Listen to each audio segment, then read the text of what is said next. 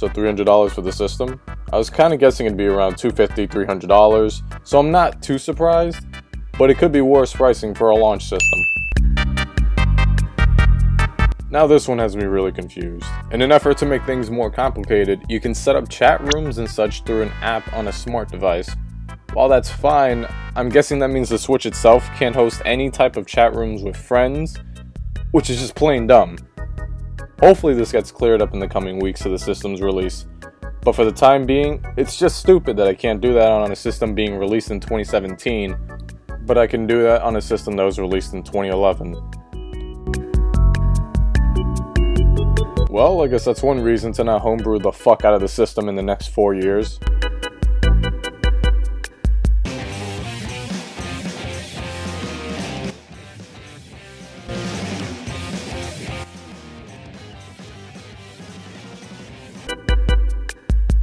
A new IP that looks decent to an extent. I do like how very fast-paced it is, how frantic it is by blocking and dodging out of the way, and the size of the arenas and jumping all over the place gives me an Ultimate Ninja Storm vibe to it. It's like Rock'em Sock'em Robots, but with a twist to it. But seriously, what's up with the music? It reminds me a lot of that one Donkey Kong Country vocal track from Smash Brothers.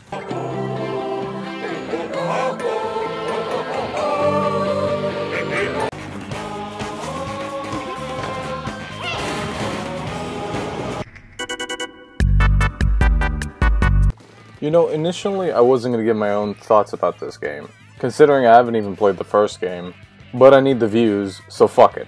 Now when the first game came out, its art direction and overall vibe just wasn't for me, especially the annoying music, Christ. Now from the initial look at the presentation, I thought it was interesting. Giving some new additions like the dual-wielding gun and maps, well Mario Kart 8 was being ported to the Switch, and getting new add-ons as well, so it was only fitting that Splatoon was getting the same treatment. Only to realize it's not a port, but a sequel. Which is a bit jarring, comparing it to the original game and talking to Splatoon enthusiasts. It really doesn't look like there's much leaps and bounds from what's shown to really qualify for it to be a sequel. You know, for a game community that harped on Call of Duty for apparently doing the same thing in every iteration, or just plain hating on the game because it's the cool thing to do, it's funny to see that Splatoon 2 is pretty much just the same thing.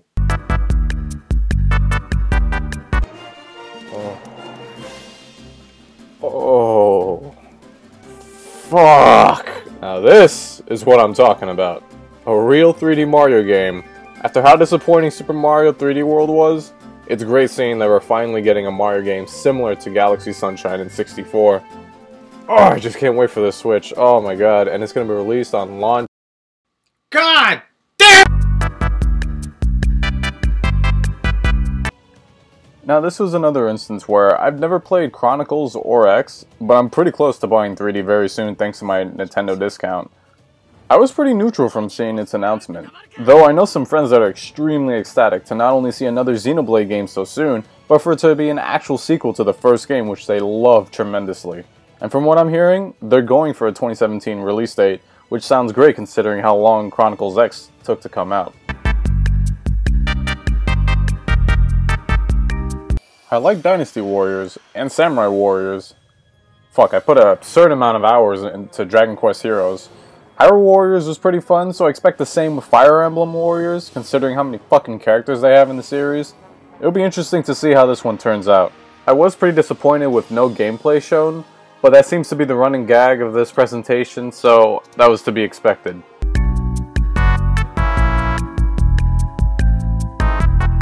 I would have just brushed this off, but after playing Persona 4 Golden and loving every bit of it, I'm more open to the idea of Atlas RPGs, so definitely a game to keep a lookout on. Aside from the title, this looks kinda promising. It's got Super Nintendo Final Fantasy sprites on a detailed world. Not much else to say, but I am intrigued. But what the fuck is that title? We're making games. And it's coming soon. Thank you.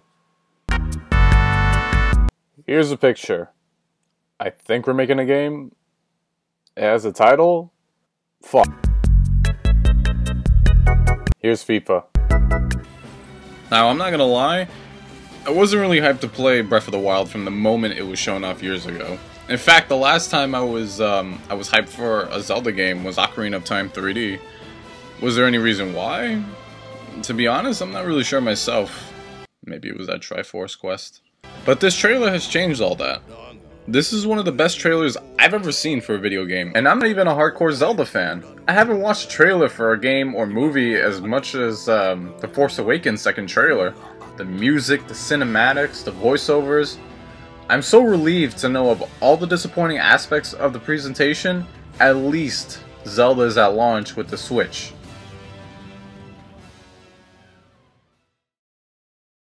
Guys, I really wanted to love the Switch, but this presentation just fell so fucking flat. There's so many awkward moments in it. Just, how can you fuck this up? The bare minimum was shown off at that presentation. There was barely anything. $70 for a Pro controller? Are you fucking insane? A virtual console game free for only a month? You know, they must have been looking at PlayStation Plus and games with gold and thought to themselves, how can we fuck the Switch up more? I know, let's just make our game free just for a month and take it away so they can buy Punch-Out for the fourth fucking time. Out of everything you could take out of the paid subscription model, you couldn't even do that, right? Oh my god. I've been listening to some of the initial reactions from friends and social media all together, and I'm really puzzled. How are you guys excited for a system that looks to be releasing one good game on launch, and the rest being old games? Barely any mentioning of the others, so that shows their complete faith in that. Even people from GameXplain gave the conference an overall good grade for it. How? That was one of the most painful presentations to watch.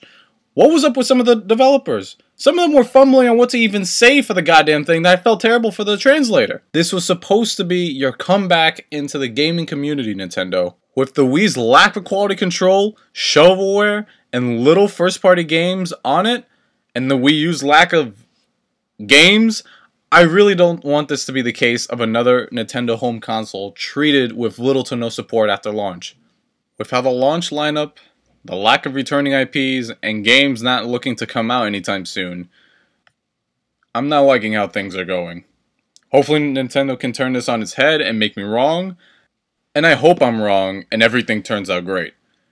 But I had the same hopes for the Wii U, and it looks to be more of the same. And now, Nintendo Switch has inherited all of Nintendo's entertainment DNA, and we have packed each and every one of these features into the system. They must have really used the Wii and Wii U's DNA because there's no games.